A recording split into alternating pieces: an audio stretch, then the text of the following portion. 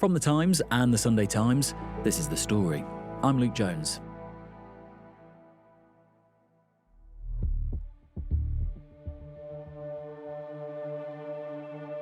The mystery of establishment dead paedophile Jeffrey Epstein and what the US government knows about his crimes and demise is not going away. After Donald Trump promised transparency, a release of previously secret Epstein files, a draining of this particularly murky swamp, the memo eventually put out by his Justice Department didn't go down well amongst Trump fans. This is the first topic that all of us as Americans, not as Democrats, not as liberals, not as Republicans, are actually lining together and saying we all want the Epstein files. And I said, come on, Donald, give us those files. J.D. Vance, Don Jr., Alina Habba, many of the president's surrogates have been stirring the Epstein pot now for years. And so, we are owed more than a 2-page memo being like, there's no there, now move on. If they don't release the Epstein files, whatever J.D. Vance says then is irrelevant because it's like everybody's going to take it as like a lie because of what Donald Trump did. No matter who's on them, we need to release the Epstein files. We now have the promise of more documents being released and no sign that this saga is going to stop haunting the US president.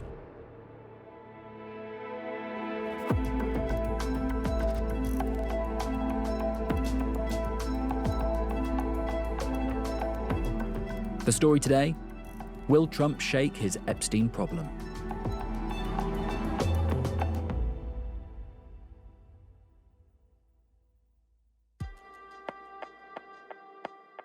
My name is Katy and I'm the Washington editor of The Times and Sunday Times. We've been discussing Jeffrey Epstein a lot of late, something that Donald Trump isn't keen on. He keeps asking why everyone is still talking about Jeffrey Epstein. Since his Department of Justice sort of said case closed on Epstein, there's been something of an uproar in Magaland. Is that fair to say? Is uproar the right word? I think it depends on the day of the week, but there's certainly been an uproar on certain days in Washington, D.C. from Maga, the Make America Great Again movement. And this, as you say, started just over a fortnight ago. Obviously, the Epstein story has been going on for much longer, but this has risen up the news agenda in terms of the White House, in terms of American politics, because of this memo that was released by the Department of Justice and FBI, effectively saying there's nothing to see here. Jeffrey Epstein committed suicide. You said Jeffrey Epstein committed suicide. People don't believe it. Well, I mean, listen, they have a right to their opinion, but as someone who has worked as a public defender, as a prosecutor, who's been in that prison system, you know a suicide when you see one, and that's what that was. And also there was no so-called client list. And this idea of a client list has long been talked about by figures in MAGA world, which is, did he have a list of clients that he could then blackmail, shadowy dark money, this type of thing? And if so, will that list of names be released?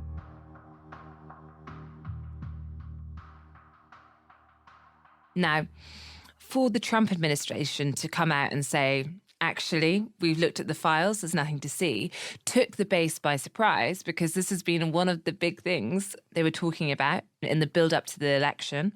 And Donald Trump himself appeared in an interview during the campaign to suggest he was open to releasing more files. Would you declassify the Epstein files? Yeah, I would. All right. I guess I would. I think that less so because, you don't know. You don't want to affect people's lives if it's phony stuff in there because there's a lot of phony stuff with that whole world. But I think I would. You look at some of Donald Trump's picks. So, for example, Kash Patel, head of the FBI, also his deputy. These are figures who have talked about Jeffrey Epstein conspiracy theories, suggesting there could be truth in them when they weren't in the administration. So when they were put in these senior roles in intelligence, there is a sense that this would finally be transparency, bringing down the deep state, and people got quite excited. Then you also have Pam Bondi, the Attorney General. Now, Pam Bondi even hosted a range of MAGA influencers to look at files related to Epstein, but it was a bit of a disappointment to those who went there because they said, well, a lot of this is redacted. We've seen some of this before. We want even greater transparency. And then probably Pam Bondi's biggest sin in the eyes of MAGA is she went on Fox News and said, the client list is on my desk, or at least that's what it seemed she said at the time. The DOJ may be releasing the list of Jeffrey Epstein's clients. Will that really happen? It's sitting on my desk right now to review. That's been a directive by President Trump. I'm reviewing that. I'm reviewing JFK files, MLK files. And now she says there's no client list. So you have a whole group who had their hopes really raised that with Donald Trump, there would be this big release of the files. They felt the Democrats were hiding it for sinister reasons. And that hasn't happened. You've had Donald Trump instead saying he's bored, in caps lock sometimes, and eventually a changing of the position on Friday, whereby he said he was going to, take action, see if a grand jury would release some of the testimony. And some of the MAGA people that you have spoken to, what is their criticism? And interestingly, is their criticism of Trump or of the lieutenants beneath him who they feel maybe have badly served him? So I think in truth it's a bit of a mix. Donald Trump is still very powerful when it comes to his hold over his base. There are complaints about this. You have figures saying they are disappointed in the handling of it. But certainly I think it's a bit more comfortable for them to find, a figure a little bit lower down to blame. So Pam Blondie, as some of the MAGA base call her, she has become a target of ire because people say, well, she's messed this up. It's, the DOJ being clumsy, and this has made things difficult for Donald Trump. So actually, she's the one who needs to go. Then Donald Trump actually came at him back as Attorney General, which I think upset parts of the base. I can say that Pam Bondi, I really think that she's done very good. She says, I gave you all the credible information. And if she finds any more credible information, she'll give that too. What more can she do than that? So there has been an effort, I think, to not make it about the man himself. But I think there is a feeling of disillusionment. For example, I attended this Turning Point Youth Summit a weekend or so ago, where you had lots of young MAGA activists and you had speakers on the stage, Megyn Kelly, you had Steve Bannon, and they were all talking about this. This is something which really animates them because it goes really to quite a foundational view of the movement, which is this feeling there is a cover-up, this feeling of a lack of transparency, and almost Epstein is seen as a test case in the deep state keeping things from you. So while it's not all about Donald Trump, certainly this is an area where the base want him to be much closer aligned with them, and when he isn't, they fear that he is being captured by parts of the state. And so you think that this isn't just MAGA influencers, people with podcasts like Megyn Kelly and Steve Bannon, who you mentioned there. Your regular Trump voter in Trump heartland is animated by this and frustrated with his response to it. In a way, I think this is the million-dollar question. Now, there are activists who are very animated by it. I think we are yet to see, this is an issue where your average voter who voted for Donald Trump, but, does not go to these conferences on a weekend, actually, perhaps walks their dog, is sat there thinking, I'm not going to vote. I'm not going to vote for Donald Trump. But I think the polling too is unclear because on the one hand, Donald Trump's approval rating is holding pretty steady with Republicans. You can look at some and it's even going up. You can look at others and it's steady or, one down. Pick your poll. But generally speaking, there's not a story of this is, crashing that. However, you poll on the specific questions of the handling of Epstein, and the polling is not rosy, including amongst Republican voters. There's clearly some signs of unease. And there's also, given Donald Trump's own personal relationship back in the past with Jeffrey Epstein, there's plenty of photos of them at parties together. There's interesting polling, which is there is a skepticism from voters that, is actually Donald Trump, does he really not know everything that he's saying? Does he know a bit more? And I think that does at least feed into this idea that this could be damaging in the long term if it becomes a trust issue. The question is just what priority is the Epstein story in voters' minds?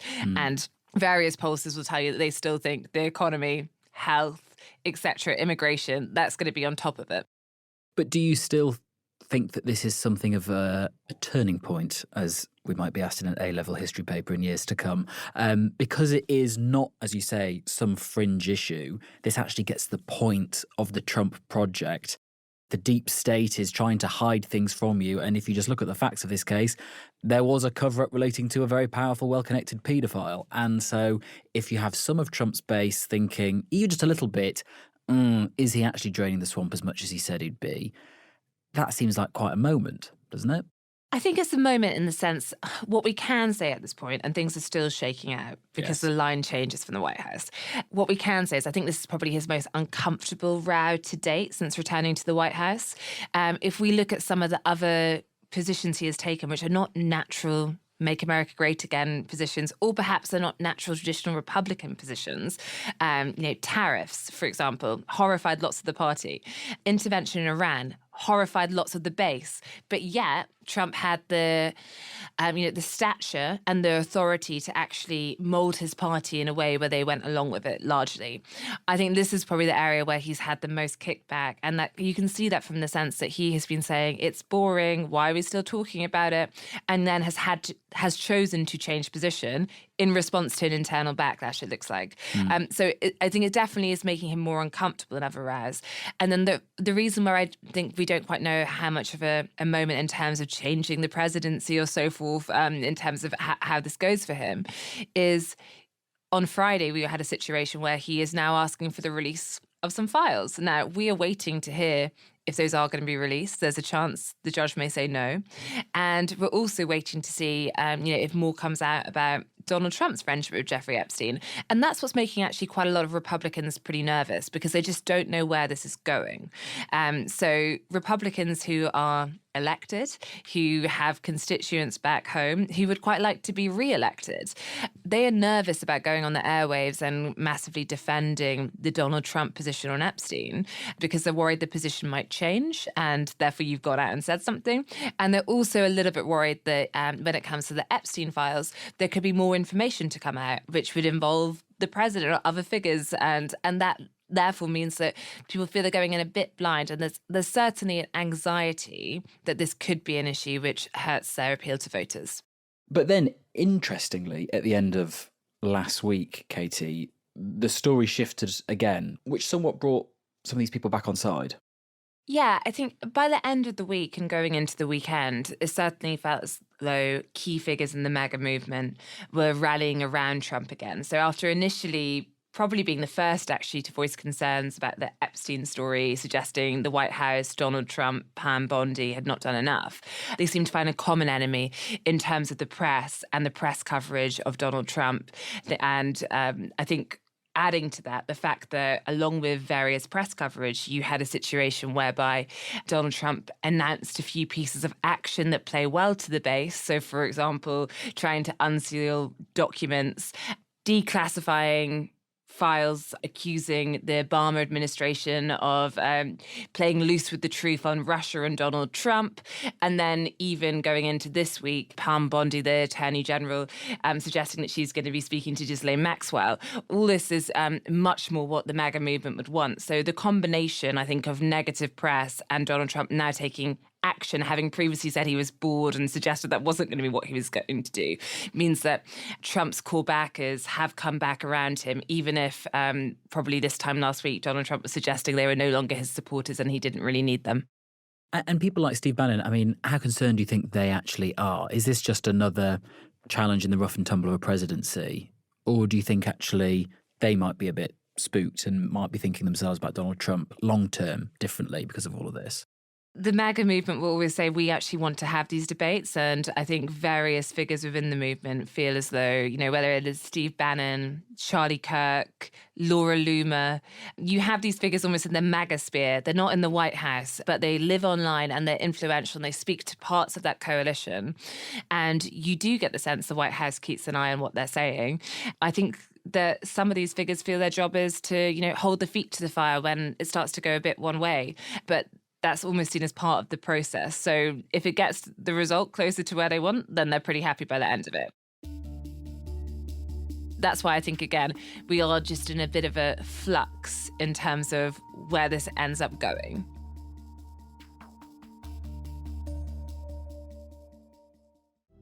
Crackers' conspiracy theories abound these days, often in US politics, and definitely in the social media that swirls around it.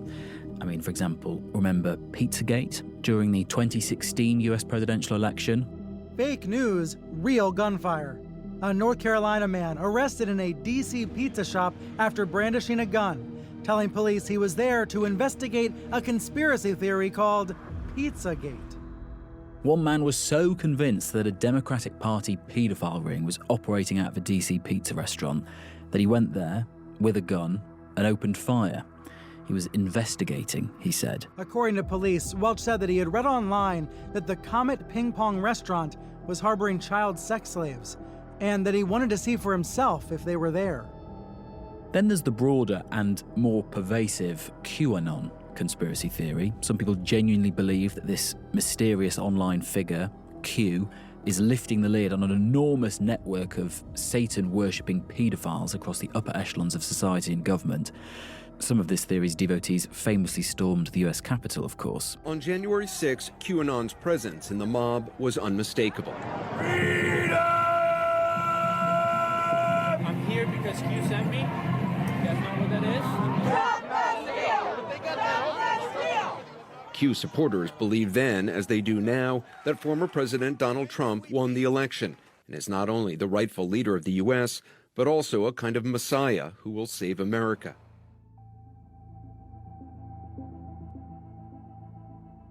But Jeffrey Epstein is a different case. He touches on many of those themes of the other conspiracies. He wasn't known to be a Satan worshipper, but he was a paedophile who trafficked young women. He was a well-connected player in high society. He was incredibly wealthy without anyone fully understanding why.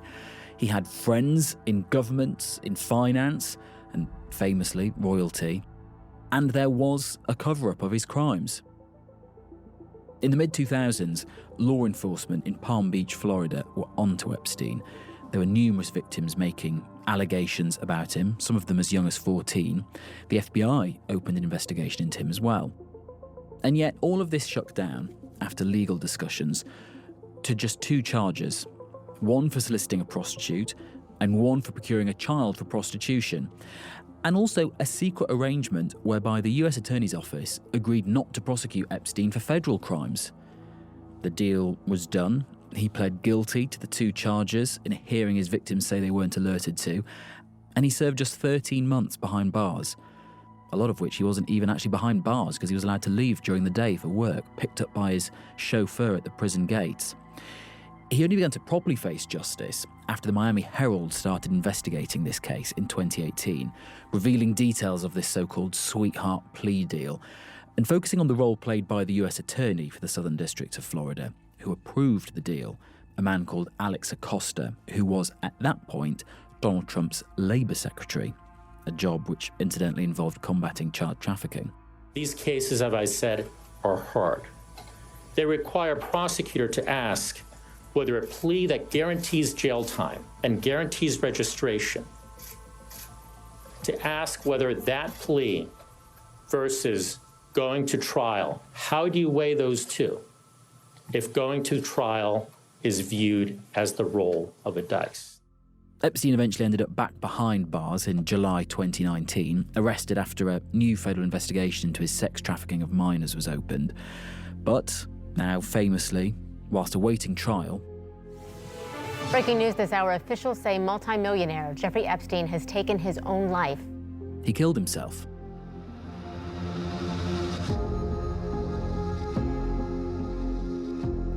Despite being on suicide watch after a previous attempt, he wasn't checked, he wasn't kept with another cellmate, and CCTV tape was missing. Now, if you're an enthusiastic conspiracy theorist, you can make absolute hay with all of this. He was killed by the powerful frenzied trafficked young girls for, you might think. It's all part of an enormous paedophile ring across the American elite, you might say. But even if you just look at the facts, there are big questions in this story. Why were those charges in 2008 watered down? Did he kill himself? And if he did, how was he able to do that? Questions which continue to haunt Donald Trump.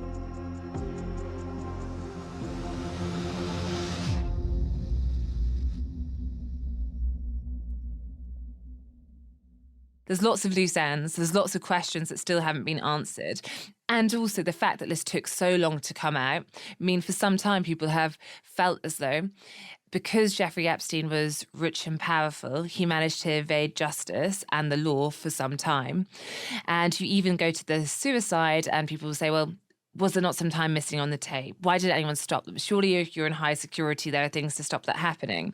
You had Tucker Carlson speaking at this youth summit in Tampa recently, getting up on stage in front of all these young Trump activists, saying that he believes that Jeffrey Epstein was a Mossad agent. And I think the real answer is Jeffrey Epstein was working on behalf of intel services, probably not American. And we have every right to ask, on whose behalf was he working? How does a guy go from being a math teacher at the Dalton School in the late 70s with no college degree to having multiple airplanes, a private island, and the largest residential house in Manhattan? Where did all the money come from? And no one has ever gotten to the bottom of that because no one has ever tried. Now, lots of people say that is not the case. But then you also have figures saying, well, there are links to intelligence because he was just Ghislaine Maxwell and her father could have been linked to intelligence, and so on and on it goes. And I think it is not one of those, perhaps no conspiracy theory is too neat and tidy, but this one is very much not. And there's lots of threads you can pull at, which mean that, people go back into these rabbit holes of more questions.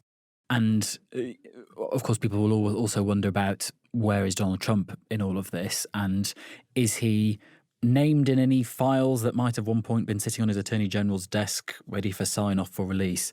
And if so, why have they not been released? As we're recording this, the New York Times reported a little bit earlier on an interview they had with one of Epstein's victims who said that she mentioned Donald Trump's name to the FBI in an interview, not suggesting he did anything illegal or was involved in abuse, but just that she mentioned him as being in the circle of friends of Epstein. So their point is Trump is named in these files somewhere, even as, a description of Epstein's circle, and wondering why he might not be so keen on having that released. Yeah. If Trump's position is, stop talking about this, there's nothing to see here, and yet now there are even questions about his own involvement in this, how long do you think that can last?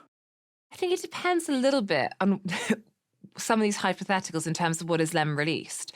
There is a huge appetite for greater transparency. And the fact that, you Google Donald Trump, Jeffrey Epstein, Google images, there are countless pictures of the pair socializing together back in the day. We know Donald Trump has already said he cut off that friendship, but it does mean the story is a little bit more uncomfortable for Donald Trump as president because he did have that connection. We don't know the full extent of it, but we know they were friendly and we know he knew him. We know they socialized together at points. So I think that does complicate it when Donald Trump's saying there's nothing to see here. And then I think one of the problems that Donald Trump and his team are now having is the Republicans, and particularly Maga and the Donald Trump movement, they have been whipping this up. When the Democrats have been in power, they have been suggesting there has been a cover-up. And now, also cynically, I think to a degree, the Democrats are turning around. The same Democrats who at one point said there's no conspiracy, there's nothing to see here, saying we must release the files, we must know. And so both sides have used this as a political football at times to put pressure on. And I think the question really is if some files are released, is it ever going to be enough to satisfy the base? Is it ever going to be enough to close down some of these remaining questions? Is it ever going to be enough to convince voters just saying, oh, well, Donald Trump knew Jeffrey Epstein, he's telling me there's nothing going on here?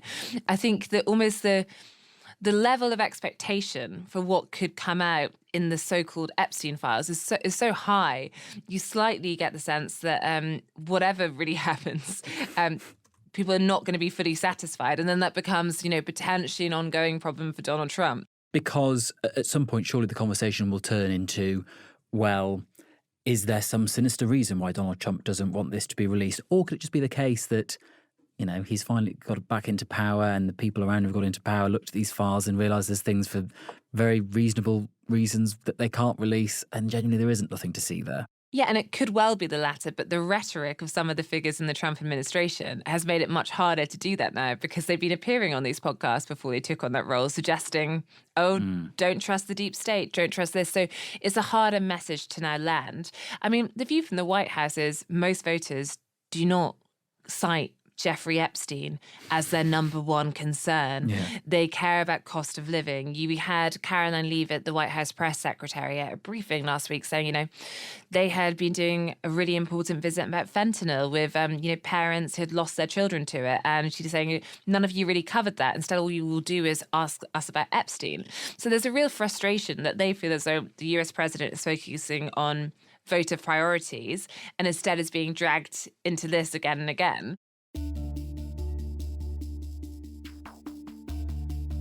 I think it's just one of those things where it's just very hard to put a lid on it unless there's going to be much greater transparency. But then if Donald Trump were to give more information, potentially about his own relationship with Jeffrey Epstein, or to release bits of the files, but some of it was still redacted, you can probably presume there'd be even more questions saying, well, we know this bit now we need to know X. And I think that's what makes it so complicated.